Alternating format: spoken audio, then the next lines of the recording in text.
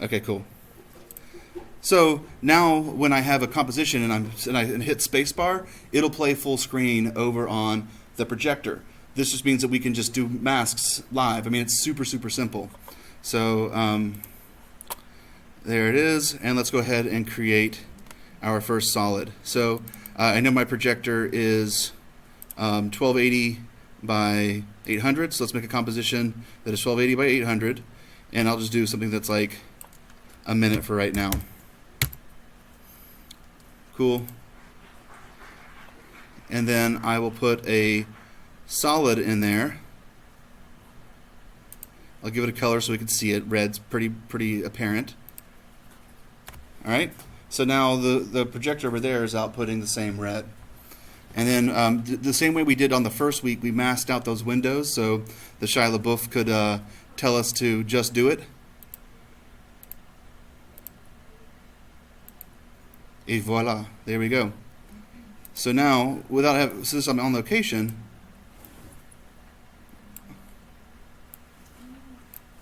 I can just map it like this.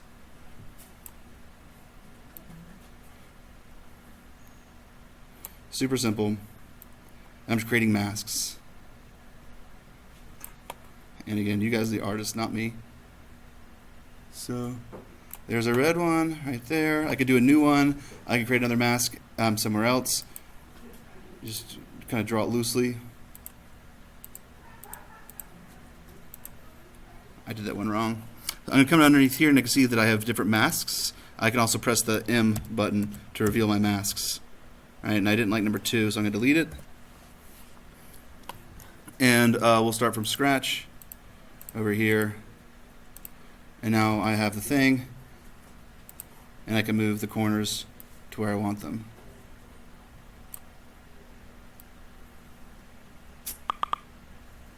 It's using the speakers from the little projector. Oh, that's the top of my projector. Okay, that's just a placement issue. It'll be fine. Oh, no. It's not a placement issue. So what I did was when I was moving that mask around, I moved the entire solid layer around. So I'm glad I did that mistake.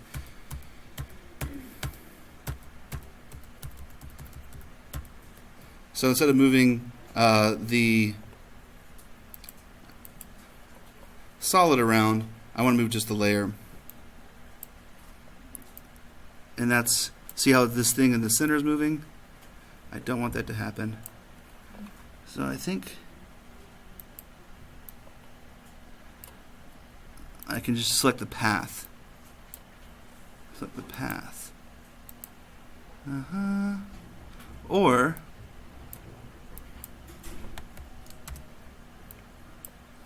I could be even funnier about it and just make another mask. So we'll do that for right now. And it could be a different color.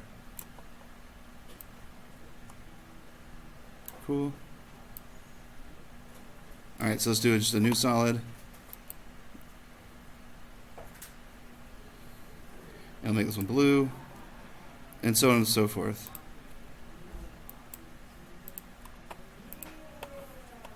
Cool, so let's get the pen tool, create a mask. And there's the blue one. Move it into place.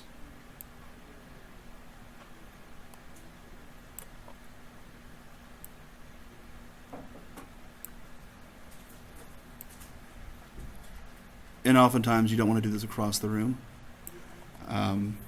I've actually networked into one computer that's next to the projector, so that I could be right next to the thing I'm mapping. It'd be really close on one laptop that's going to another laptop over a network. Let's do one more, and that'll be good to start off with. So new solid, and make this one green. Okay, pen. And then that's this guy. Cool. Yes, it's rough.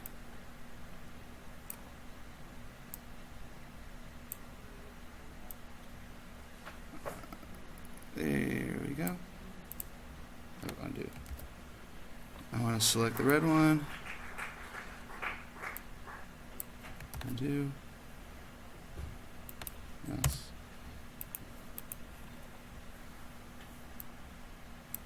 Oh, that's how you move it. Anyway, that's good for right now. All right, so what can these masks be? Well, we can bring in some content. We probably want to save them. And I'm going to duplicate this composition, and this will be the template. By template. And now I can continue to use these masks over and over again. I will do a video layer. And what you're doing is you're just creating small little looks that you would then bring together in like Premiere or something like that. So you can edit together with music. All right, so here's my masks, my video masks.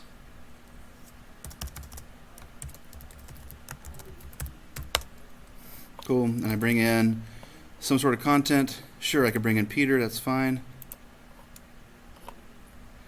We'll get to that in a second. I'm going to bring in some more stuff. We'll bring in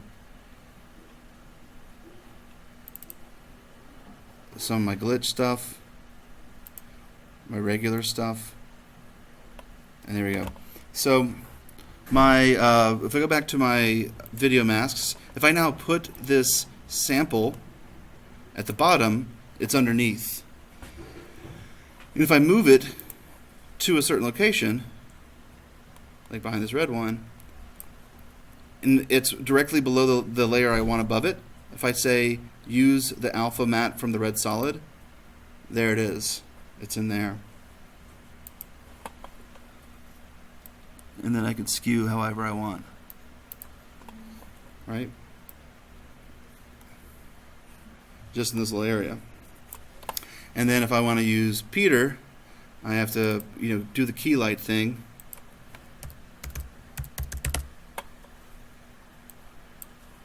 And take out the background. But I'm not so interested in using Peter himself. I want to use him as just a mask for a texture. So I'm going to bring in my... Where was...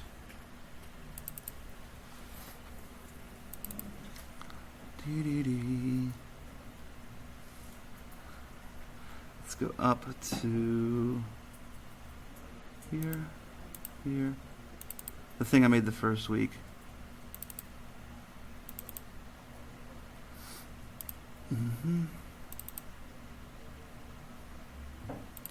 toss. So much crap. Oh well. I had it a second ago. Let's do one more time.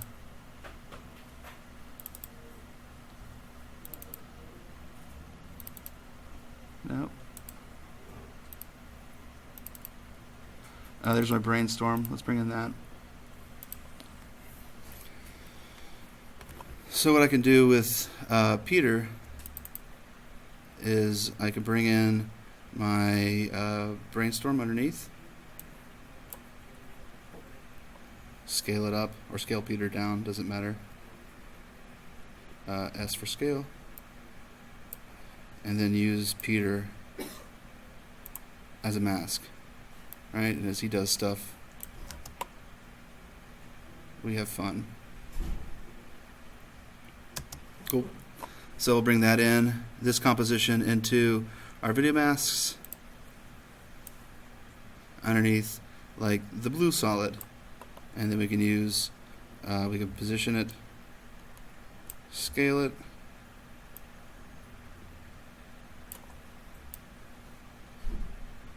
and then as you see, when I turn the other one to a mask or matte, it deletes it, right? It hides it because it's just a mask. And then if I wanted like a character, if like he walked into frame and out of frame, it would be masked. And again, there's no spill on the wall, right? I mean, if I did a really bad job, there would be, but like he disappears when he gets to the edge. And that's kind of the idea, is that he's matte. He's a matte in there. Great. So that's cool. We get the idea of putting content onto this, like texture content, onto three-dimensional objects. But how can we take this a little bit further? So I'm going to go back to my template, and I will make a copy of that by duplicating, and then I'm going to call this one 3D layer. Alright, and then in my 3D layer I have these solids again. Now this information doesn't exist in 3D. These are just two-dimensional masks. So to make it a three-dimensional layer, I need to actually put it onto a shape layer. So I'm going to bring in a new shape layer on top, and then if I unfold it, there's a little add. I'm going to add a path, but it's an empty path. If I take this red solid, copy it, and then go down to the path itself, I can paste it, and now I have a shape layer that is a path. Cool. And it's a little bit off because I actually moved that red square a little bit when it was a layer, but we get the idea. So now that the path is there, I can add a fill, and I can add a solid, or like a stroke or something. Right? And it's a three-dimensional layer. Just move it down a little bit. Cool. And then let's do another one real quick. Let's do one for the green one. We'll do another layer, another shape layer, and we'll get the path from here. Copy. Copy, and then come up to this one, add a path, a blank path, and then paste it in. There, that one's lined correctly, and let's fill it with greenness. So add a fill. Oh, silly greenness. There you go, and now I have a green thing. All right. I don't need these masks anymore. Let's do the blue one real quick, actually. Let's do one more. Layer, new, shape layer, path.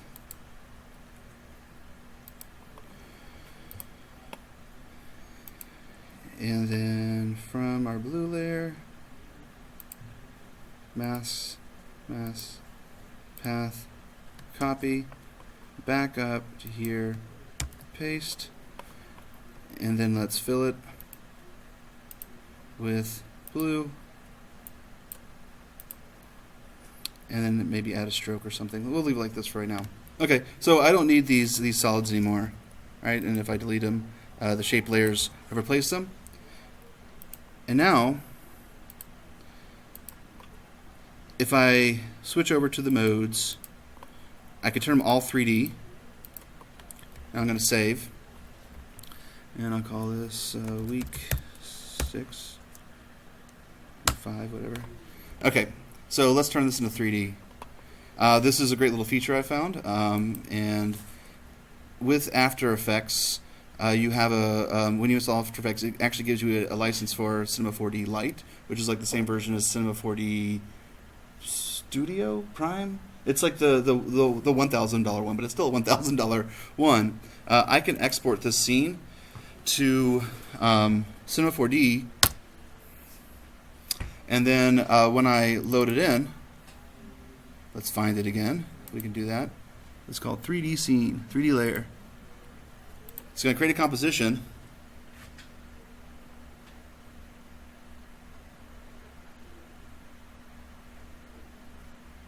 And it looks a little different. Well, I'm going over to these little settings. This is called Cineware, and this is a live active link. You can get a license for Cinema 4D if you have a student ID, right, like everyone has, and you can send it to them, take a little picture, and they'll give you a student license. If you have a license, you can do a live link so that you edit back and forth. They update each other, which is super quick and fast. If you just have the light version, I think you have to kind of close and open Cinema 4D occasionally. I have a license, so I haven't had experience with that, but there's a lot of cool features here. We want to render using not a software render, but an OpenGL render, which will be a little quicker.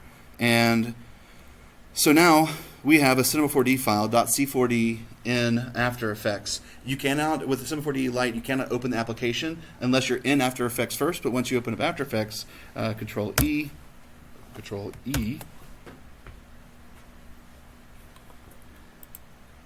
we'll then open Cinema 4D. And there we have three-dimensional objects that are from our scene in After Effects. So we have the camera right here. I'm not going to go too much in depth. This is, again, as much as you want to get into Cinema 4D, how much you ever don't want to, you don't need to for this. And most examples that I showed of fine art don't use three-dimensional stuff. But we have the After Effects camera right here, and I can jump out of it or jump back into it right here. So I'm going to jump out of it so that I can navigate around. And in general, for 3D software, you can kind of pan, zoom, and rotate around.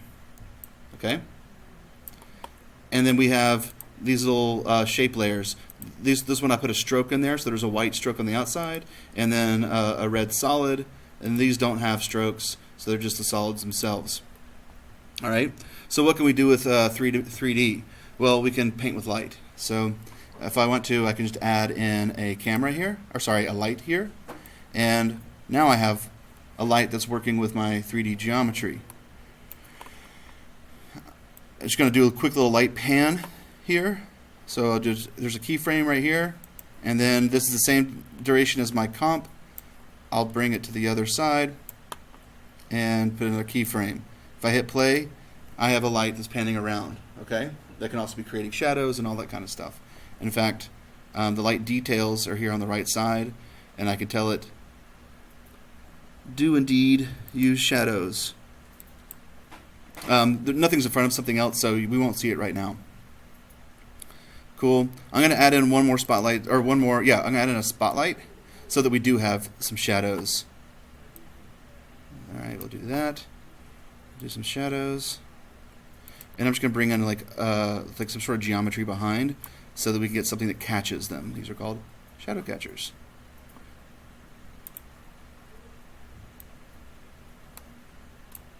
Cool. Actually, I'll do that and hold down Shift, and I can actually lock it to 10-degree rotations. Nope, I thought that was the case. Too much software. Good enough for me.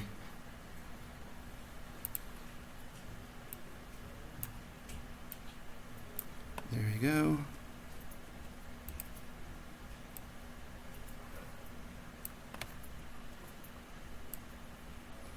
Pan around, and this one we can animate rotating slightly. Keyframe. Let me go back to beginning and keyframe.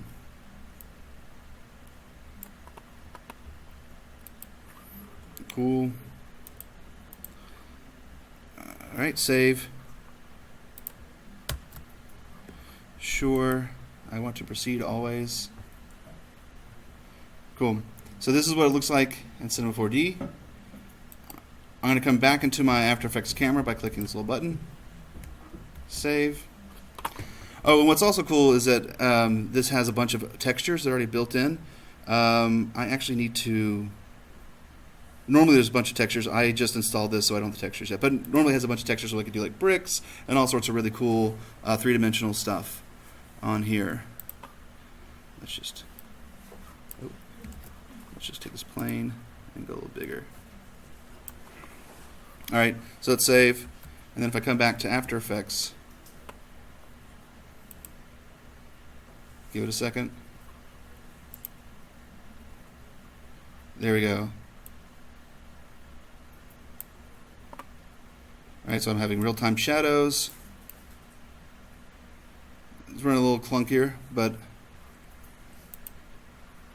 we can always reduce the resolution. But once it loads into RAM, we now have 3D lights and shadows.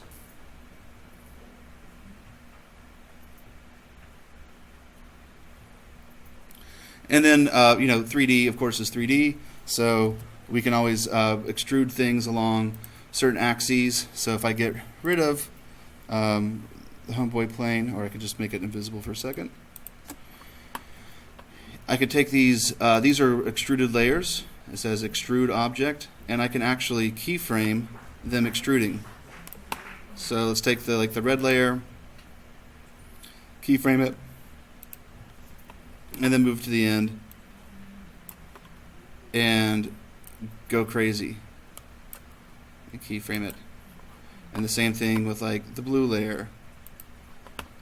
I could start off with it being short and keyframe it and go to the end, and then also go crazy with it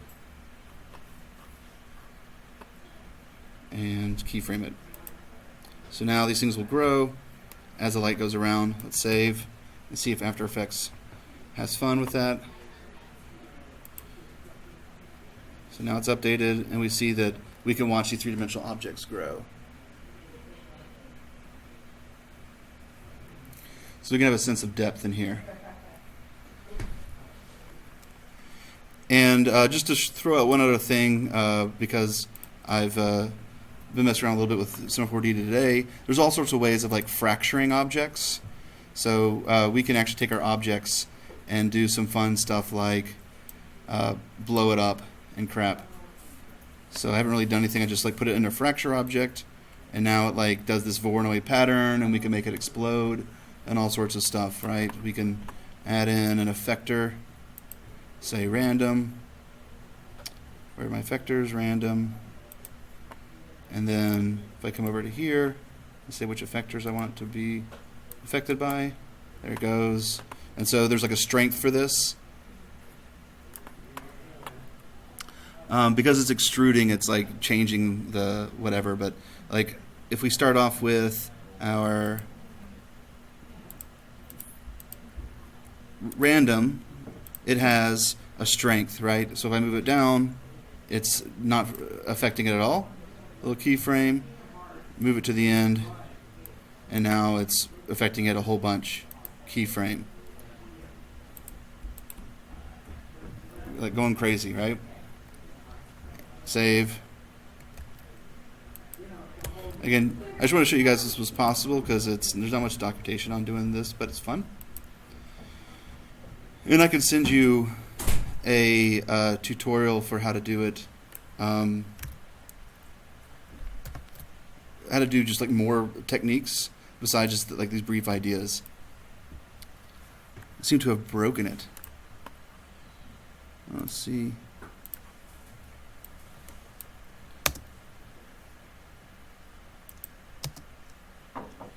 Oh, there it goes. Right, so some sort of crazy whatever, it looks like it's being offset kind of thing. So, this gives you kind of an idea of how you can manipulate content. The workshop on next week, you could do something simple like just put a video onto one surface and be done in 2 minutes. Try to come up with something like an idea that might take like a full hour or something like that, so that we can actually have something that's cool, maybe more of a technical exercise for your content. Cool. But this can be, you can export these in sections or just as different movies, and then you can edit in Premiere to a song and have something. I wouldn't worry about making too much content, but you can have something that plays along to a short like pop song or something like that, or have like cool sound effects and all that kind of stuff. I'm not really going to show Premiere. I'm sure that you guys can figure out that component of it and the sound component. But yeah, the idea is for this week to come up with ideas of what content you want to use and what you want to project on. Yeah. Can we just edit the sound in there? Like, can we just? You can. After Effects is not really powerful when it comes to sound previews. Does it do you know if it diminishes the sound quality? No, it doesn't really diminish the sound quality. I would still.